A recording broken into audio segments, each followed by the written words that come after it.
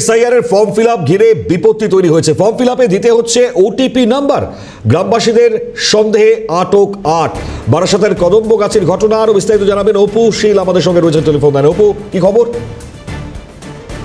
কিন্তু কয়রা Kadamgachhi railway station এবং সেই রেলওয়ে স্টেশনের পাশেই কিন্তু একেবারে গলায় কার্ড এবং ল্যাপটপ নিয়ে স্টেশনের পাশেই সেখানে এসআইআর ফর্ম ফিল আপ করা হচ্ছে এবং যা ফিল আপ করতে কিন্তু সাধারণ গ্রামবাসীদের কিন্তু একেবারে জমায়েত হয়ে পড়ে এবং কিছুক্ষণ পরেই যা জানা যায় যে যখন এসআইআর ফর্ম ফিল আপ করা হচ্ছে সেখানে তার মোবাইল নাম্বার নেওয়া হচ্ছে এবং যে মোবাইলে ওটিপি যাচ্ছে সেই ওটিপি দিতে হচ্ছে এবং কিছু গ্রামবাসী যখন সন্দেহ হয় তখন তাকে জিজ্ঞেস করা হয় যে ওটিপি কেন লাগছে। এসআইআর ফর্ম ফিল আপের ক্ষেত্রে কোনো রকম ভাবে ওটিপি তো দেওয়ার প্রশ্ন ওঠে না এবং সেই ক্ষেত্রে একেবারেই সন্দেহ হওয়ার পরে তাদেরকে জিজ্ঞেস করা হয়। তারা বলে যে তারা দিল্লি থেকে এসছে এবং যা গিয়ে একেবারে উত্তেজনা ছড়ায়। পরবর্তীতে ওদেরকে স্থানীয় গ্রামবাসীরা কিন্তু ওদেরকে দেখে বিক্ষোভ দেখায় দফায় দফায়। তারপরেই কদমগাছি ফাঁড়িতে ফোন করা হয়। গতকাল সন্ধ্যেবেলা একেবারেই কদমগাছি ফাঁড়ির পুলিশ তাদেরকে একেবারেই আটক করে নিয়ে যাওয়া হয়েছে এবং এই গোটা বিষয় নিয়ে একেবারে তদন্ত করে দিচ্ছে কদমগাছি ফাঁড়ির পুলিশ এবং দর্শকপুর থানার পুলিশ। যদিও এই যে ওটিপি নেওয়া এবং ওটিপি শেয়ারগিরি কিন্তু একেবারেই এলাকা জুড়ে চাঞ্চল্য ছড়িয়েছে।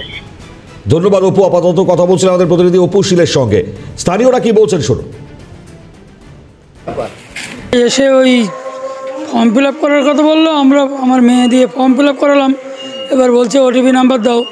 এবার মেয়ের নাম্বার দিয়েছে, দিলে ওরা ফর্ম ফিল আপ করে মেয়ে চলে গেছে। আমি আর তারপরে যাইনি।